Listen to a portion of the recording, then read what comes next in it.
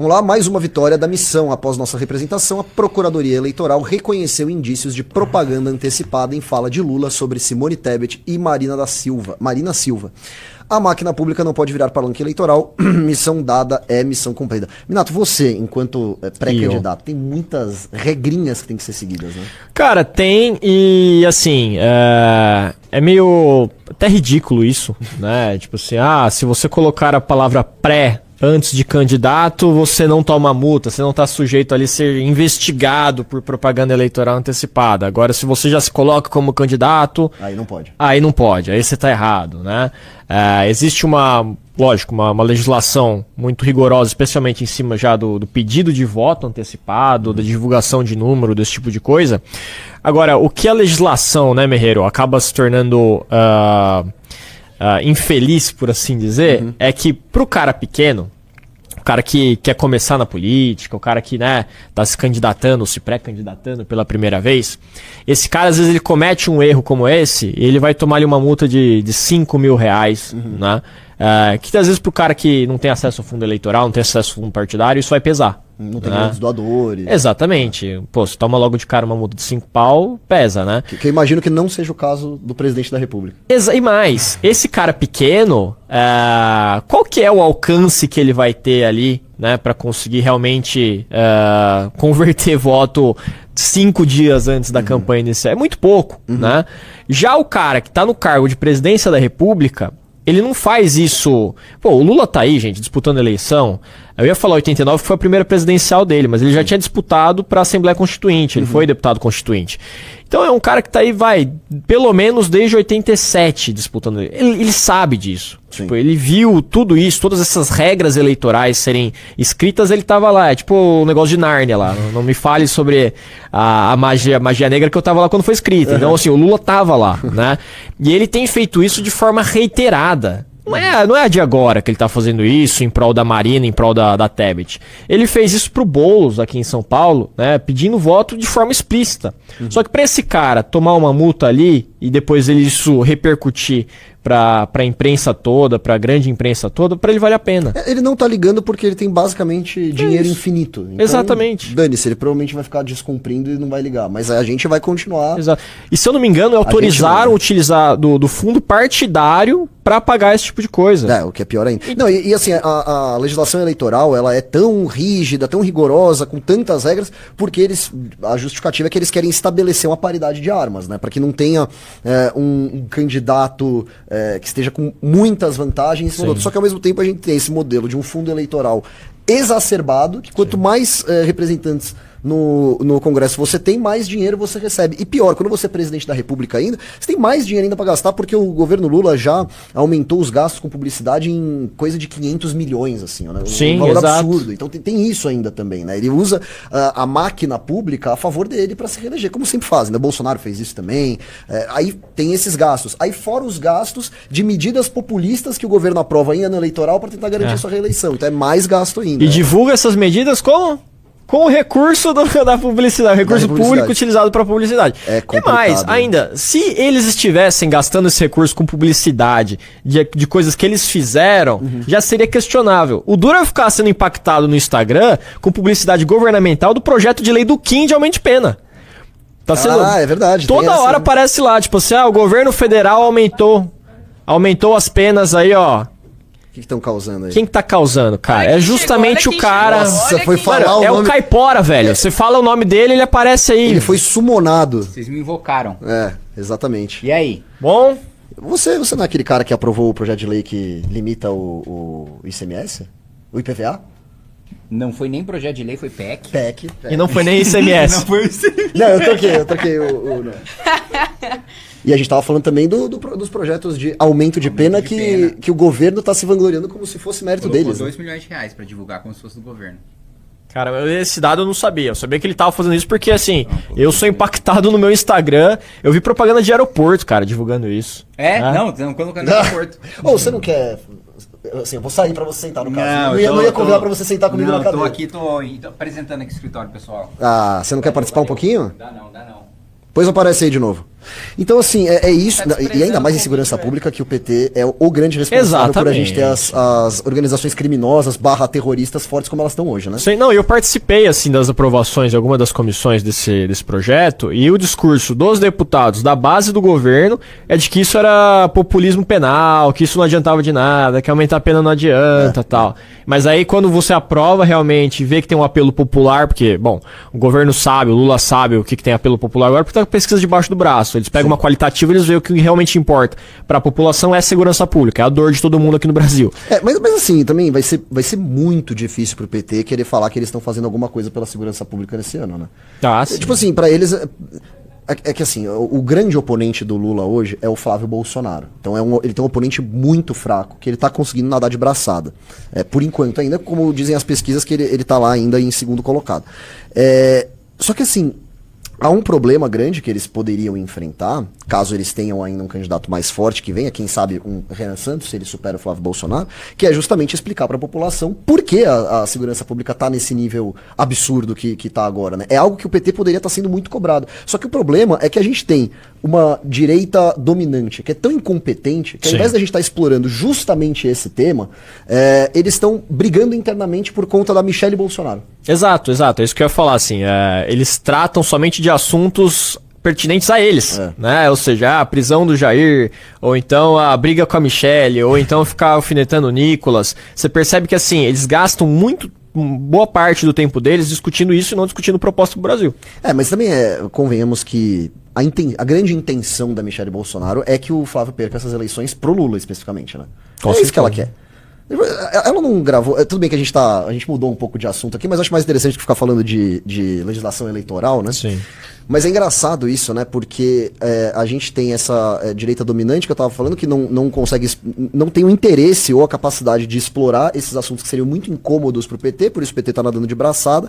E é engraçado que você tem a própria Michelle Bolsonaro hoje querendo que o Lula ganhe a eleição. Não é à toa que ela lançou aquele vídeo que ela faz acusações graves contra o Bolsonaro, falando que ele a humilhou, que ele a tratou muito mal e tal, justamente no período que o Flávio estava tentando conquistar um pouco mais de eleitorado feminino, do eleitorado evangélico também. Então você tem uma direita que está ativamente tentando trabalhar para que a esquerda se reeleja. E uma boa parte da direita, que é o que é representada pela Michelle Bolsonaro e pelos evangélicos. Mas eu não vou comentar essa pauta, Heloísa, porque eu sei que alguém preparou notícias que envolvem ela mais pra frente. Então.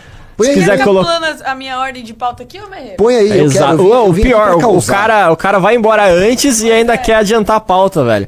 Vai ter que entrar com requerimento aí de versão de pauta. Vai, tá, fez o requerimento, aprovado. Pela ordem, presidente. Põe aí. Não, porque já encaixa, né? Olha aí, ó. A ex-primeira-dama... boa, tem essa ainda, né? Ela criou um movimento dela. A ex-primeira-dama Michelle Bolsonaro anunciou nessa quinta-feira a criação do movimento Imparáveis, que já tem uma associação com o quê? Com imbrocháveis. Eu acho que foi intencional isso, você acha que não? Cara, eu tinha pensado mais naquela do Zema. Qual do que Zema? Era os Intocáveis. Que ele faz piada com a STF. Eu já pensei no imbrocháveis. Ok. Marcando sua nova fase política após deixar a presidência nacional do PL Mulher. Ela que deixou ou ela foi deixada? Ela que deixou. Ela foi removida ou ela que pediu pra sair? Cara, eu acho que assim, sempre que a pessoa coloca lá exoneração a pedido, às vezes a pessoa de fato foi demitida, mas pra não ficar feio, ela coloca a pedido. Eu acho que foi por aí. Eu acho que ela foi retirada também. Você acha? Eu acho que ela que pediu pra sair do PL Mulher. Mas pra ela é bom também, no final das contas. Acho que os dois, pros dois era bom. Pra ela também era bom sair e começar essa pataquada que ela tá fazendo aí. Vamos lá. O lançamento ocorre em... Agora, a Michelle Bolsonaro, na cabeça dela, na estratégia dela, ela tá beneficiando o Lula, sem saber que ela pode estar beneficiando o candidato que tá em terceiro lugar. Ah, sim, eu acho. Bom, não sei, de fato. O lançamento ocorre em meio a uma crise pública e atritos com seu enteado, o senador Flávio Bolsonaro, pré-candidato do PL à presidência. Nas redes sociais do PL Mulher, Michelle afirmou que, aspas, pessoas de bem jamais desistem de lutar por justiça e liberdade, fecha aspas, enquanto a página oficial do partido confirmou que o perfil da ala feminina passará a ser administrado por uma nova equipe jurídica e metodológica devido à saída da ex-primeira-dama. Tem vídeo ou não? Não, mas olha quem chegou aí, aparece aí, ô Deiro. Quem que tá aí? Tá escuro aqui. Pedro Deirô. Olha ele aí. O pessoal no chat falou que eu fui um dos primeiros, né? O Pedro foi primeiro muito antes de eu ser o primeiro. Não é aquele... Hoje o escritório tá tá movimentado, hein? Você é um velho, é isso que ele tá falando. Você é um vovô idoso. São vovô idoso. Tá bem frequentado hoje. Que bom, que bom. Olha só, você não é aqui o mais novo jornalista investigativo expondo fatos e dados incômodos pra elite política brasileira? Pô, tem um novo agora aqui que eu vou soltar, mas esse é fofoca, tá? Porque a gente tem que investigar, mas tem que fazer um pouquinho de fofoca. Ok. Aparentemente, o senhor Flávio teria dado uma pulada de cerca, né? Rapaz! E, assim... Cavalo. A equipe dele já disse que tá se preparando pra... Porque é engraçado, acabou de ser uma matéria falando que a equipe dele tá se preparando pra um eventual vídeo privado que vaze. Não, esse é aquele envolvendo as surubas do Master, essas Não, coisas, até onde eu É sei, outra? é outra. Não é de Trancoso. Tá? Não é de astronauta. Eu sei que tem a ver com Brasília, eu vou falar isso, não vou falar mais. Ok. Mas aí, enfim, e porque é engraçado, né, que eles falam o seguinte nessa matéria, falando, não, porque a equipe do Flávio está se preparando então para um eventual escândalo, e aí tem um coach do Flávio falando, eu já coloquei aqui a minha mulher comigo, né, para me ajudar nessa estratégia de defesa, caso vídeos que vazem a intimidade acabem circulando, alguma coisa nesse sentido. Ou seja, se precisa colocar a mulher para defender, porque tem... o boato, né? Isso me lembra aquele vídeo glorioso da Bia Dória. Com Da Dória Bia- no Nossa, Master. Aquela cara, aquele sorriso amarelo. Aquela cara de bunda dela, assim, ó. Política brasileira. E assim, teremos novas informações nas redes sociais de Pedro Deiro? Sim, eu acabei de soltar um vídeo hoje sobre um caso do menino Adam, um garoto que foi levado à força pelo pai muçulmano pela Ponte da Amizade. Eu estava lá no Paraguai, né? Gravei na Ponte da Amizade. Então, a mãe estava trabalhando em Londres por causa da pandemia, o casal estava sem dinheiro, a mãe foi para Londres trabalhar, aí o pai ficou com a criança, quando a mãe voltou, o pai não estava na casa, tinha roubado não, né? Vamos falar diferente. Tinha levado o dinheiro que ela tinha juntado em Londres embora e levou a criança para o Egito. Aí ela foi tentar recuperar a criança, o passaporte da criança estava vencido, passou na Ponte da Amizade numa boa, assim, porque lá é meio várzea, né? E, enfim, e aí ela foi recorrer, aí o Tribunal de Primeira Instância do Egito acatou um argumento da família do pai, falando que não poderiam entregar a criança para ela porque ela era cristã. E a primeira instância acatou. A primeira instância acatou, falando que porque ela era cristã... Esse era o fundamento principal. Era o fundamento principal. Então é que ela era cristã, ela bebia por ser cristã, porque muçulmano não pode beber, né? E aí desvirtuariam a fé muçulmana do garoto. Aí a primeira instância acatou, a primeira instância do tribunal acatou, aí ela vai pro Egito, aprende a falar árabe, se converte ao Islã, apela na segunda instância, aí a segunda instância derruba esse argumento, fala que não precisa, que uma mãe cristã pode criar um filho muçulmano que não tem nenhum problema. Aí o pai está na Interpol com prisão preventiva decretada, ela tem a guarda pelo processo brasileiro, tem a guarda pelo processo egípcio, e o Itamaraty não faz nada e a criança está lá. E faz 3 anos que ela está nesse imbróglio. É surreal a história. Eu tenho opiniões sobre isso. Isso parece muito aquele filme. Não, é o Não Sei Minha Filha, Not With My Daughter. Vocês nunca viram esse? Não conheço. Eu conheço o Taken, esse aí não. É assim, é uma mulher que se casou nos Estados Unidos, o cara era médico iraniano, e ele fala assim: eu queria visitar minha família, tem 3 anos que eu nunca visitei e tal, né? Eles não te conhecem, não conhecem nossa filha e tal. Vamos pra lá? E a mulher fala: putz, cara, a gente tá nos Estados Unidos, né? Mas beleza, sua família, então vamos. E aí eles vão pra lá, né?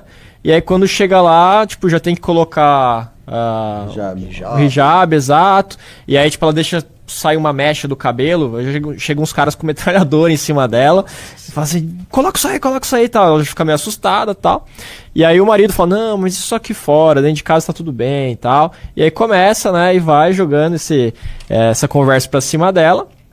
E aí chega um momento que ele vira e fala assim, olha, eu tava pensando, acho que eu vou ficar por aqui mesmo, a gente tem que criar nossa família aqui que são os costumes corretos, aqui que é a religião correta e tal. E a mulher começa a ficar incrédula, fala, não, pô, eu sou americana, né, não vou fazer isso, minha filha não vai crescer nesse sistema e tal. E aí o cara, tipo, dá um tapa na cara dela e fala, não, a partir de agora é isso, né. E aí ela tenta fugir pra embaixada, não tinha embaixada americana lá, né? E aí ela tenta fugir pra embaixada suíça e pro departamento que cuida de americanos, né? E aí a pessoa da embaixada fala assim, não, mas você é, acho que é iraniana, Não, eu sou cidadã americana assim nos Estados Unidos. Sim, mas você não é casado com um iraniano? Ela falou, sou. Então, a partir de agora, pela lei aqui, você é. É iraniano. E aí tem todo aquele lance que não pode entrar sozinha, né? Não, e ela Egito, vai tentando fugir, né, pra... Bom, ótimo filme, assistam aí. e o Egito não é signatário da Convenção de Haia, né? Então, a Convenção de Haia é o pacto que obriga, né, quando você tem esse tipo de briga de custódia, a devolver a criança para o país de origem.